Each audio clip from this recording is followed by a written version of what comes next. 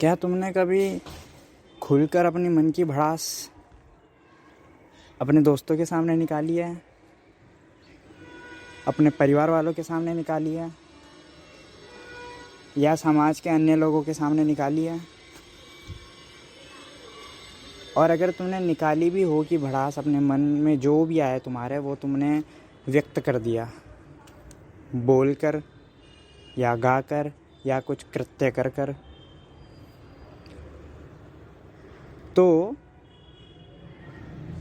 जब तुमने अपने मन की भड़ास निकाली, भले वो भाई बहन के सामने हो, दोस्तों के सामने हो, परिवार वालों के सामने हो, या किसी अन्य व्यक्ति के सामने हो समाज के, क्या तुम्हें सामने वाले की प्रतिक्रिया देखने को मिली?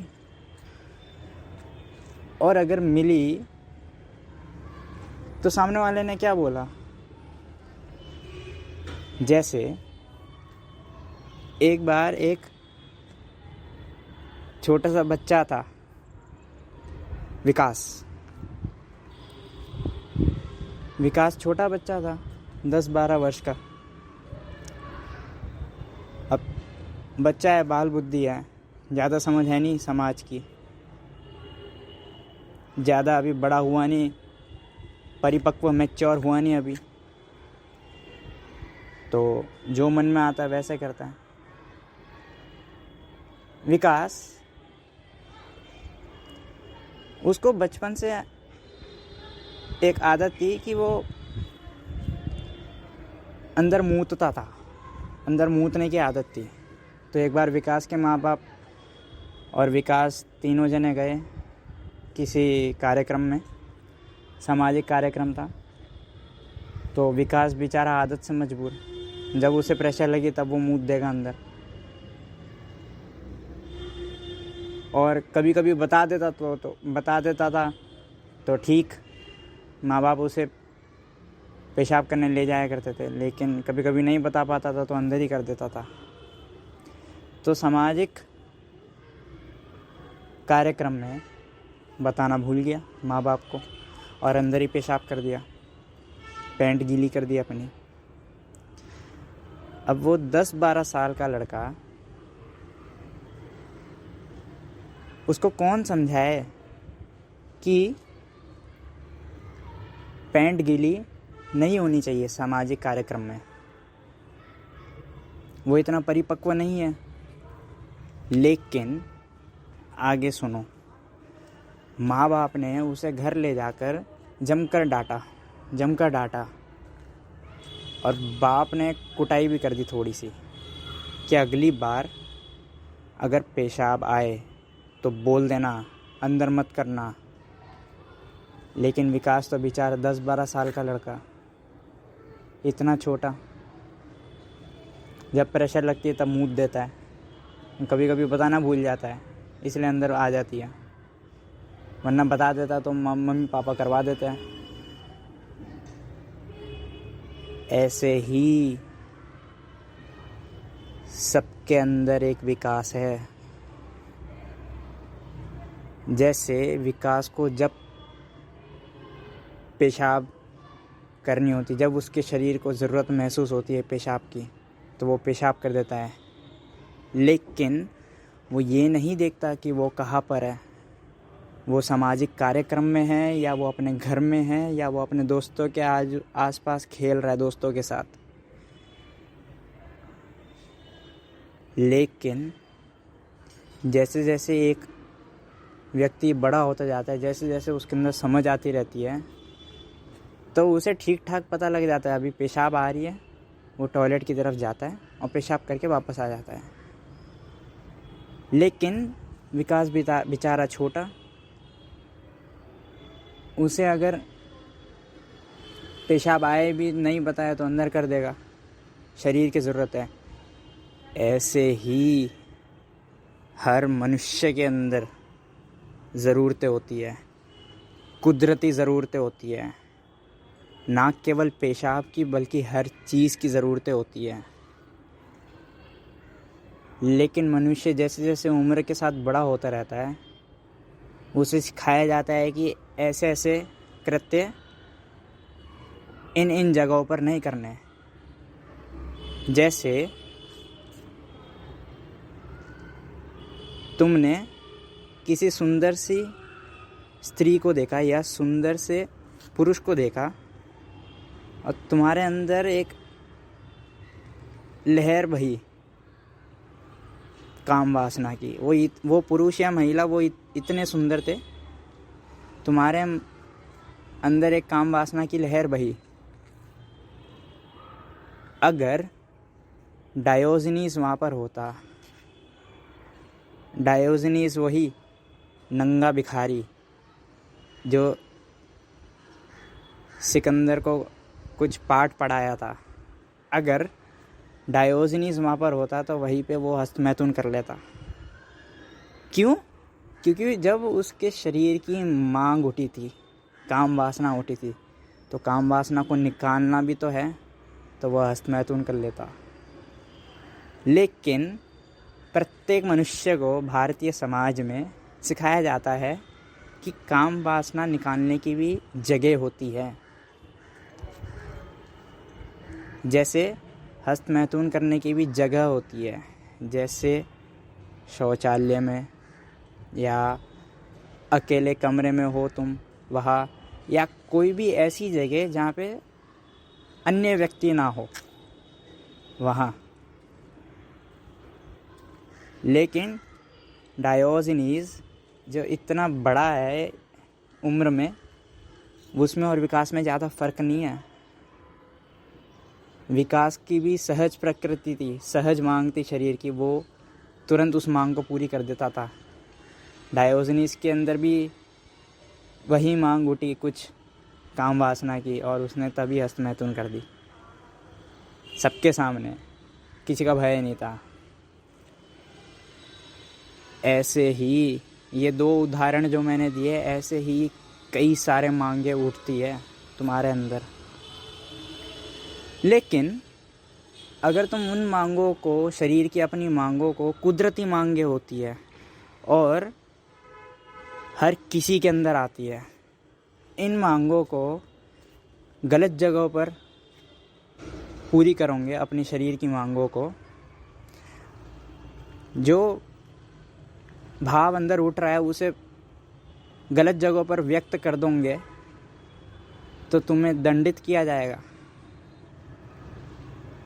वैसे ही जैसे विकास को दंडित किया गया, विकास को सज़ा दी गई, विकास ने सामाजिक कार्यक्रम में अंदर पेशाब कर दिया, पैंट गीली कर दी सबके सामने, और शाम में उसे सज़ा दी गई कि नहीं करना चाहिए था।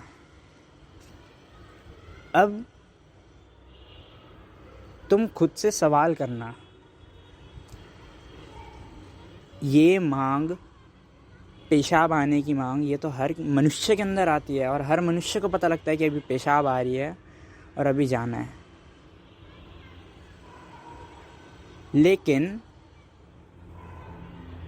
विकास ने पेशाब अपने पैंट के अंदर करी, किसी का नुकसान भी नहीं करा, फिर भी उसे सज़ा मिली। डायोजनीस ने किसी सुंदर महिला को देखा और उसके अंदर काम वासना जगी और उसने रोड पे ही हस्तमैथुन कर ली। लेकिन हस्तमैथुन से किसी के कपड़े भी गंदे नहीं करे, किसी को छुआ तक नहीं, उसने अपने ही लिंग को छुआ और अपनी काम वासना व्यक्त करने के लिए हस्तमैथुन करी। इससे दूसरे का नुकसान कहाँ हुआ? विकास ने भी दूसरे का नुकसान कहाँ करा? और एक बात हमेशा ध्यान रखना, जब तक दूसरे का नुकसान ना हो तब सज़ा का कोई मतलब भी नहीं होता। दूसरे का नुकसान हो तो सज़ा दी जाए तो बात समझ में आती है।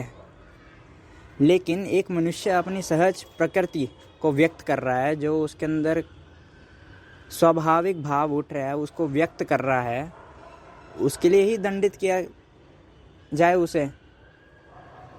फिर होता क्या है, ऐसे में विकास जब बड़ा होता रहेगा तो अलग अलग जगह अलग अलग गलत जगहों पर भाव व्यक्त करने पर अलग अलग तरह की सज़ा मिलेगी। कई डांट मिलेगी, कई दोस्तों से उसकी पिटाई की जाएगी,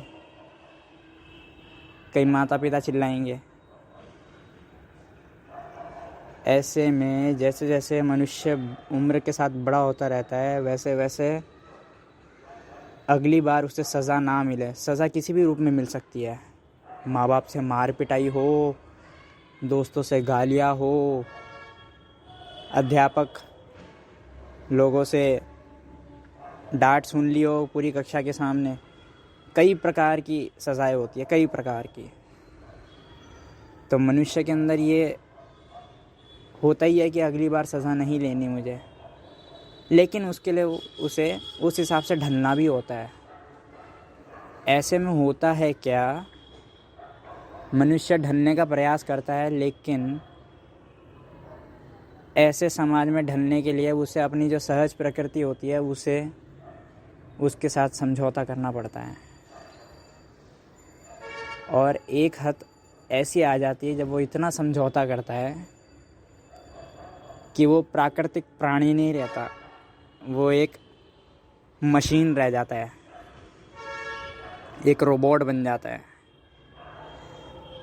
तुम अपने फ़ोन को जब स्विच ऑफ करते हो तभी स्विच ऑफ होता है।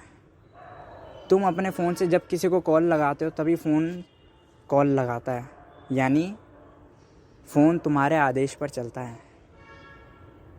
ऐसे ही तुम भी समाज के आदेश पर चलते हो। तुम्हें पता रहता है कि तुम अगर ये कृत्य करोगे इस जगह पर तो समाज तुम्हें सज़ा देगा। तुम उस कृत्य को उस जगह पर नहीं करते। तुम्हारे ऊपर ऐसे देखा देखा कोई कंट्रोल नहीं है समाज का, लेकिन सज़ा द्वारा समाज कंट्रोल करता है और तुम्हें रोबोट बना देता है। और समाज के अंदर तुम भी आते हो। कोई अगर तुम्हारे सामने अपनी अंदरूनी भाव को व्यक्त करेगा लेकिन वो जगह गलत होगी तो तुम भी अपने अंदर सवाल करना, कहीं तुम भी उसका मजाक उड़ाओगे, कहीं तुम भी उसको गाली दोगे, कहीं तुम भी उसको मारोगे। तो समाज तुम्हें रोबोट बना रहा है और तुम भी समाज के अंदर मिलकर दूसरे को रोबोट बना रहे हो, क्योंकि तुम्हारे अंदर किसी को आज़ादी से जीकर देखने जितनी क्षमता नहीं है।